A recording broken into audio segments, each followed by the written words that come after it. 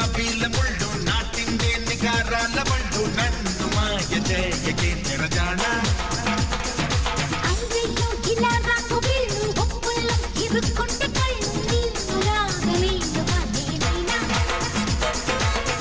తపోభంగమయ్యేలా